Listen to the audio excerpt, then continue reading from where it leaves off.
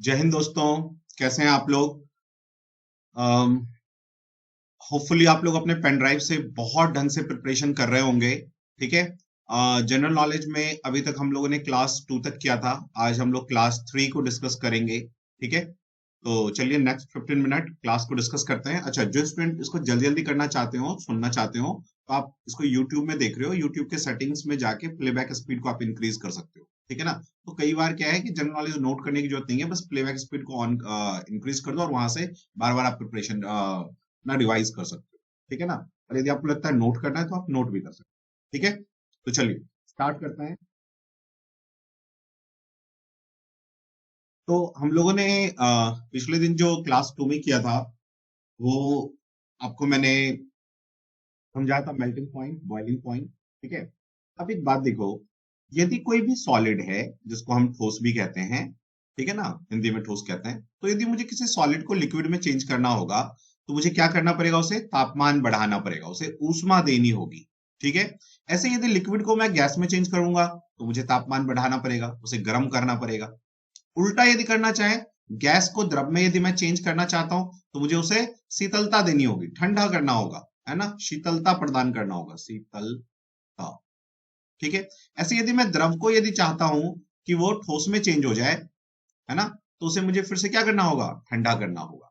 यदि हम पानी को आइस में चेंज करते हैं तो ठंडा करते हैं। ठीक है ना।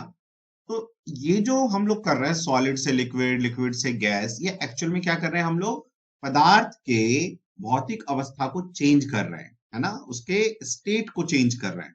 और इस चेंज में हमें एनर्जी देनी पड़ती है, ऊष्मा देना पड़ता है। ऊष्मा भी एक तरह का एनर्जी ही है ना। तो ऊष्मा देना पड़ता है या फिर हमें उसे शीतल करना पड़ता है, ऊष्मा उससे निकालनी होती है। ठीक है। चलिए। तो जब कोई चीज, कोई भी सॉलिड, जब कोई भी सॉलिड, कोई भी ठोस को हम लिक्विड बनाते हैं टेम्परेचर देके, टेम्परेचर को हम ऐसे ट्राइंगल से दिखाते हैं कि हमने इसको गर्म किया है, तो उस प्रक्रिया को हम संगलन कहते हैं, फ्यूजन कहते हैं इंग्लिश में। ठीक है ना। सॉलिड को यदि हम लिक्विड में चेंज करना चाहते हैं, ठोस को द्रव में चेंज करना चाहते हैं, तो उसे हम संगलन कहते हैं। ऐसे यदि लिक्विड को यदि मैं चाहता हूं कि वो गैस में चेंज हो जाए तो उसको हम वाष्पीकरण कहते हैं या वेपोराइजेशन कहते हैं इंग्लिश में। ठीक है ना। और यदि कोई सॉलिड डायरेक्ट गैस में चेंज हो जाए, लिक्विड बने ही नहीं, देखो हर सॉलिड पहले लिक्विड बनेगा और फिर गैस में चेंज होगा, सॉलिड से लिक्विड बनेगा फिर गैस में चेंज होगा। जैसे आइस, फिर पानी बनता है और फिर वो वाष्प बनता है ना। लेकिन यदि कोई डायरेक्ट सॉलिड से गैस बन जाए, जैसे आप देखो नेप्थलीन का जो टैबलेट होता है जो हम लोग टॉयलेट में यूज करते हैं, वो कभी पानी में तो चेंज नहीं होता, डायरेक्ट वाष्प में चेंज हो जाता है ना। तो इस प्रक्रिया को हम कहते हैं सब्लिमेशन, ऊर्ध्वपातन, और यही एग्जाम में अपना आता है। ठीक है ना। अब यदि उल्टा करें, यदि हम गैस को लिक्विड में चेंज करना चाहते हैं तो उसको कहते हैं कंडेंसेशन, संघनन। और यदि लिक्विड को मैं सॉलिड में चेंज करना चाहूं तो उसे कहते हैं सॉलिडिफिकेशन, या उसी को कहते हैं जमना। और यदि मैं गैस को डायरेक्ट सॉलिड में चेंज करना चाहूं, है ना, बिना लिक्विड में चेंज किए, तो उसको कहते हैं डिपोजिशन या निक्षेपण। ठीक है। अपना अपने एग्जाम में जो क्वेश्चन अभी तक आया है वो सब्लिमेशन का एक क्वेश्चन आया हुआ है, अभी उसको डिस्कस करेंगे। ठीक है। तो आपको क्या याद रखना है कि यदि कोई सॉलिड डायरेक्ट लिक्विड गैस में चेंज हो जाए बिना लिक्विड में चेंज हुए तो उसे हम सब्लिमेशन या ऊर्ध्वपातन कहते हैं। ऊर्ध्वपातन लिखा हुआ है। ठीक है। Next page. अब मैंने आपको एक कंसेप्ट समझाया था। मान लो ऐसा हुआ कि मैंने 0 डिग्री के बाद इसको 5 डिग्री और दिया, तो 5 डिग्री से ये पानी बन जाएगा। 5 डिग्री से क्या बन जाएगा? पानी में कन्वर्ट हो जाएगा। ठीक है। और इस पानी का भी टेम्परेचर 0 डिग्री रहेगा। तो जो 5 डिग्री हमने टेम्परेचर दिया वो कहां गया? वो खत्म हो गया, उसका यूज हो गया इस सॉलिड को इस लिक्विड में चेंज करने के लिए। तो एक्चुअल में ये छुप गया, तो इसी छुपने को कहते हैं लेटेंट हीट। लेटेंट का मतलब होता है छुपना। ठीक है ना। और हिंदी में इसी को कहते हैं प्रक्षुब्ध ऊष्मा। ठीक है। तो वह ऊष्मा जो पदार्थ के बाद अवस्था को परिवर्तित करे, उसमें खर्च हो जाए, उसे हम लेटेंट हीट कहते हैं। ठीक है। अब ये दो तरह का होता है, लेटेंट हीट ऑफ फ्यूजन और दूसरा latent heat of vaporisation. Fusion का मतलब सॉलिड से लिक्विड, है ना, सॉलिड से लिक्विड। और वेपोराइजेशन मतलब लिक्विड से गैस, अभी बताया था मैंने आपको। तो जब हम वायुमंडलीय दाब मतलब एक एटमॉस्फेरिक प्रेशर, इसको हम वायुमंडलीय दाब कहते हैं। वायुमंडलीय दाब पर 1 kg ठोस को उसके गलनांक पर, उसके मेल्टिंग पॉइंट पे, ठीक है ना, मेल्टिंग पॉइंट पर द्रव्य में बदलने के लिए जितनी ऊर्जा, ऊष्मीय ऊर्जा की जरूरत होगी, उसी को हम कहते हैं लेटेंट हीट ऑफ फ्यूजन। मतलब इसका मेल्टिंग पॉइंट कितना है आइस का, 0 डिग्री। तो 0 डिग्री पर और प्रेशर कितना हो, 1 एटमॉस्फेरिक प्रेशर, इस टाइम हमें जितनी ऊर्जा, इसको ऊष्मीय ऊर्जा देनी होगी आइस को पानी में कन्वर्ट करने के लिए, जैसे 5 डिग्री देना पड़ा, तो इसी को हम कहते हैं लेटेंट हीट, अशुप्त ऊर्जा। ऐसे ही हम चाहेंगे क्या, लिक्विड गैस में चेंज हो जाए, तो लिक्विड को गैस में कन्वर्ट करने के लिए, मान लो पानी है तो उसको 100 डिग्री तक गर्म करेंगे तो वो वाष्प में अब बदलना शुरू होगा। 100 डिग्री के बाद मैं 2 डिग्री भी सेंटीग्रेड दूंगा तो उससे वो वाष्प में चेंज हो जाएगा। तो ये 2 डिग्री सेंटीग्रेड कहां खर्च हो गया, अवस्था को चेंज करने में, और इसी को कहते हैं वाष्पीकरण की प्रसुप्त ऊष्मा। तो वायुमंडलीय दाब पर, हमेशा वायुमंडलीय दाब पर, ये ध्यान रखना, 1 kg द्रव को उसके क्वथनांक पे, इसके बॉइलिंग पॉइंट पे, क्वथनांक पर जितनी ऊष्मीय ऊर्जा की जरूरत होगी अवस्था को चेंज करने के लिए, उसी को हम कहते हैं वाष्पीकरण की प्रसुप्त ऊष्मा। नोट कर लो इसे, वीडियो को पॉज कर करके देखो।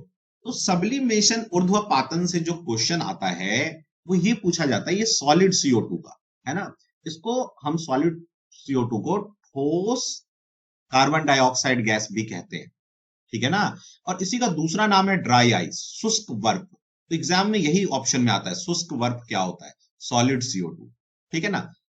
तो होता क्या है, हम क्या करते हैं, एक सिलेंडर में CO2 को भर देते हैं, हमने CO2 को भर दिया, है ना, और ऊपर से क्या किया, अब इसको मैंने दबाना शुरू किया, दबाते दबाते बहुत नीचे ले आया, दबा के पिस्टन लगा के ऐसे दबाते हैं इसको, तो जो इसके अंदर CO2 गैस भरा था ना, और इसको ठंडा भी करते हैं, हमने क्या किया, इसको प्रेशर भी लगाया और इसको कूल भी किया, शीतलता भी प्रदान किया। तो ये सॉलिड CO2 जो है वो ठोस में चेंज हो जाता है, ऐसे ऐसे ठोस में चेंज हो जाता है, टैबलेट्स, ठीक है ना। इसी को अग्निशामक यंत्र जो होता है ना, आग बुझाने वाला जो लगा होता है, उसके अंदर भर देते हैं, अग्निशामक यंत्र में, ठीक है ना, अग्निशामक यंत्र में CO2 को। और जब हमें कहीं पे आग बुझाना होता है तो CO2 की जरूरत होती है, तो हम थोड़ा सा भी इसका प्रेशर कम करेंगे तो ये CO2 फटाक से गैस में चेंज हो जाएगा और आग बुझाने के काम आएगा। तो इसको हम लोग फायर एक्सटिंग्यूशन के लिए यूज करते हैं, फायर एक्सटिंग्यूशन मतलब अग्निशामक यंत्र, एक्सटिंग्यूशन मतलब होता है बुझाना, ठीक है।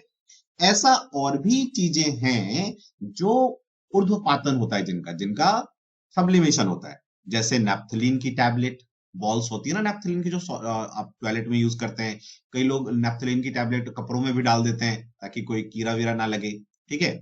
ऐसे कैम्फर, कैम्फर कैम्फर कैम्फर का मतलब होता है कपूर, कपूर कपूर भी सब्लिमेशन करता है, ठीक है ना। तो नैप्थलीन हो गया, कैम्फर हो गया, सॉलिड CO2 हो गया, आपको मेनली एग्जाम में सॉलिड CO2 पूछता है, ठीक है। चलिए नेक्स्ट पे आते हैं, इवेपोरेशन। देखो इवेपोरेशन का मतलब क्या, समझे भी कहते हैं, हो गया, है ना। तो पानी जरूरी नहीं है कि वाष्प में कन्वर्ट, देखो हमने तो कॉन्सेप्ट क्या है कि जब हम किसी ठोस को हम ऊर्जा देते हैं, ऊष्मीय ऊर्जा, तो वो लिक्विड में चेंज होता है। फिर लिक्विड जब बॉइलिंग पॉइंट तक इसको गर्म करोगे, जैसे पानी को 100 डिग्री सेंटीग्रेड करेंगे गर्म, तो फिर उसके बाद ये वाष्प में चेंज होगा। लेकिन ये क्या, आप पानी भर के छत पे रख दो, वो वाष्पीकरण हो जाता है, तो वहां तो CO2, वहां तो वो बॉयल नहीं होता।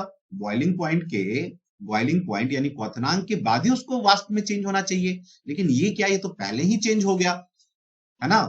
तो इसी प्रक्रिया को हम कहते हैं वाष्पीकरण। ये प्रक्रिया प्रकृति में बहुत ही सहायक है ना। आप जो देखते हैं तालाब में, नदी में पानी ठंडा होता है, वो वाष्पीकरण के कारण होता है, अपने गांव के कुएं में, है ना। तो वो एक्चुअल में होता क्या है कि जो वाष्पीकरण है ना, वो एक सतह, है ना, सरफेस प्रोसेस है। सतह, ये सतह क्या प्रोसेस है ना। मतलब ये जो सतह पे आपका पानी का मॉलिक्यूल है, ये अणु है, ये क्या करता है, बाहर से ऊर्जा ले लेता है, ऊष्मीय ऊर्जा, है ना, और अंदर जो पानी गर्म है उससे भी ऊष्मीय ऊर्जा ले लेगा और ये वेपोराइज हो जाएगा। ऐसे ये वाला ये वाला ये वाला, और धीरे धीरे ये वेपोराइज हो जाएंगे सारे मॉलिक्यूल सतह से। और ये चूंकि पानी को क्या किया इन्होंने, पानी से ऊर्जा ले लिया वाष्पीकरण होने के लिए, तो पानी कैसा हो जाएगा, ठंडा हो जाएगा। तो वाष्पीकरण क्या कॉज करता है, शीतलता। यही पूछा गया है एग्जाम में, शीतलता। जब भी वाष्पीकरण होगा तो शीतलता होगी, ठीक है। अब इसीलिए तो आप मटके में जब पानी रखते हो तो ठंडा क्यों हो जाता है पानी, क्योंकि मटके के छिद्र से पानी वाष्पीकरण होता है ना, और वाष्पीकरण इवेपोरेशन कॉजेज कूलिंग, वाष्पीकरण की वजह से ठंडा होता है, इसलिए पानी हमारा ठंडा होता है। कुछ दिनों के बाद आप देखते हो, जैसे हमारे घर वाले कहते हैं यार झूठे हाथ से मत छुओ उसको, है ना, मटके को रोज धो। एक्चुअली इसीलिए कहते हैं कि जो पोर्स होते हैं, छिद्र होते हैं, इन छिद्र में कीटाणु जम जाता है, धूल जम जाता है, तो वाष्पीकरण को कम कर देगा, तो पानी ठंडा होना कम हो जाए, ठीक है। हम गर्मियों में सूती के वस्त्र इसलिए पहनते हैं कि हमारा जो पसीना है वो वाष्पीकरण हो जाए और हमें फिर ठंड लगे, है ना, शीतलता हमें लगे, ठीक है। तो वाष्पीकरण की वजह से ही जहां भी आप देखते हैं तालाब, कुएं का पानी, मटके का पानी शीतल रहता है, वो सी वाष्पीकरण की वजह से। जब आपको पसीना आता है और पंखे में चले जाता है तो ठंड सी लगती है, वो भी शीतलता, वही वाष्पीकरण के कारण, ठीक है।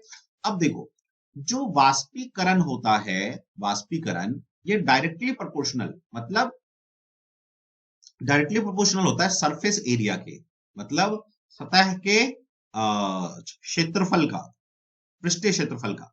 मतलब यदि क्षेत्रफल सतह का बढ़ा देंगे तो वाष्पीकरण भी बढ़ जाएगा, ठीक है। जैसे आप कपड़े को मोड़ मार के रखो तो जल्दी नहीं सूखता, लेकिन उसको फैला के रखो तो जल्दी सूख जाएगा, क्यों, वाष्पीकरण ज्यादा होगा। फिर वाष्पीकरण तेजी से होता है जब विंड बढ़ जाता है, वायु।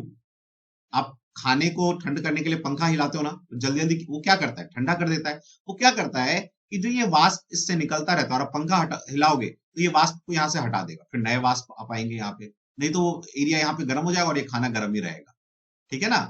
तो वायु के बढ़ने से आप पंखे में कपड़ा सुखा लेते हैं, क्यों, वाष्पीकरण की वजह से, क्योंकि आप विंड आपने बढ़ा दिया, वायु बढ़ा दिया, तो वाष्पीकरण भी बढ़ गया, ठीक है। चलिए, तो हमने क्षेत्रफल देखा, विंड देखा। ऐसे ही वाष्पीकरण तापमान के बढ़ने से भी, तापमान के बढ़ने से भी वाष्पीकरण बढ़ जाता है। गर्मियों के दिन में ज्यादा वाष्पीकरण होता है, ठंडियों में कम होता है, ठीक है। तो वाष्पीकरण तापमान से बढ़ता है, लेकिन वाष्पीकरण वाष्पीकरण इवेपोरेशन इनवर्सली प्रोपोर्शनल होता है ह्यूमिडिटी के, ह्यूमिडिटी।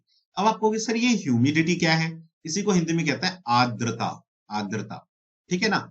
देखो, एक्चुअली क्या होता है कि जो हमारा वायुमंडल है, ये हमारे जितने भी वाटर सोर्सेज हैं, जहां जहां भी पानी है, उसको वो वाष्पीकरण होकर वायुमंडल में जाता है पानी, है ना। तो हमारा वायुमंडल पानी पीता रहता है, पीता रहता है, पीता रहता है, और जब इसका पेट पूरा वायु का भर जाता है, मतलब 100% से कहते हैं रिलेटिव ह्यूमिडिटी पे पहुंच जाता है, तो उसी को वो फिर बारिश करवा देता है पानी को, ठीक है।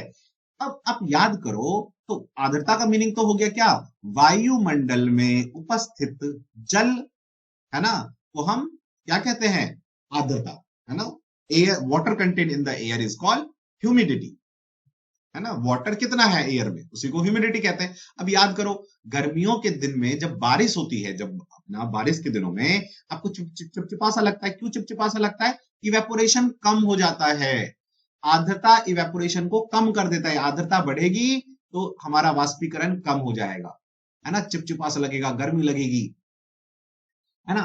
तो एक्चुअली होता क्या है, बारिश के दिनों में वायुमंडल में तो ऑलरेडी बहुत पानी है, तो जो बारिश हुआ है उस पानी को वाष्पीकरण होने में समय लगता है। तो मान लो आपको पसीना आया गर्मी के दिनों में, तो वो जल्दी से वाष्पीकरण नहीं होगा, तो वो आपको चिपचिपा सा लगेगा, अनइजीनेस आप फील करोगे, तो हम कहते हैं कि ह्यूमिडिटी बढ़ गई है, मतलब एयर में पानी का कंटेंट, पानी का मात्रा बढ़ गया है, ठीक है। तो यही से क्वेश्चन आपका पूछा जाएगा, जितना भी चीज मैंने डिस्कस किया है ना, कि वाष्पीकरण से शीतलता होती है, वाष्पीकरण क्षेत्रफल से बढ़ जाता है, वायु के बढ़ने से बढ़ जाता है, तापमान के बढ़ने से बढ़ जाता है, और ह्यूमिडिटी के बढ़ने से वाष्पीकरण घट जाता है। अगली क्लास में जब हम लोग मिलेंगे तो हम लोग डिस्कस करेंगे कि जुगनू चमकता क्यों है, हम रात को ट्रैफिक पुलिस वो चमकने वाले जैकेट क्यों पहनते हैं, इन सबसे क्वेश्चन आता है और इसको डिस्कस करेंगे। ठीक है, जो भी स्टूडेंट पेन ड्राइव कोर्स में इनरोल करवाना चाहते हैं वो इसी नंबर पे कॉल करके पेन ड्राइव कोर्स परचेज कर सकते हैं, ताकि उनका प्रॉपर एग्जामिनेशन का प्रिपरेशन हो। इसी नंबर पे कॉल करके आप पेन ड्राइव ऑर्डर दे सकते हैं। अदरवाइज पेन ड्राइव का 4500 फी है, मैंने बहुत सारे वीडियो में कहा है, वो पे करके इस नंबर पे, या ये अकाउंट डिटेल दिया हुआ है या हमारा ये एड्रेस है, यहाँ पे आके आप ले सकते हैं। पेन ड्राइव अपने फोन में लगाओ, आराम से देखो, 100% आप क्वालिफाई करोगे। तो पेन ड्राइव के बारे में यदि कुछ एक्स्ट्रा इन्फॉर्मेशन लेना हो तो इसी नंबर पे कॉल कर देना। ठीक है, तो चलो मिलते हैं नेक्स्ट क्लास में, तब तक के लिए जय हिंद, जय भारत।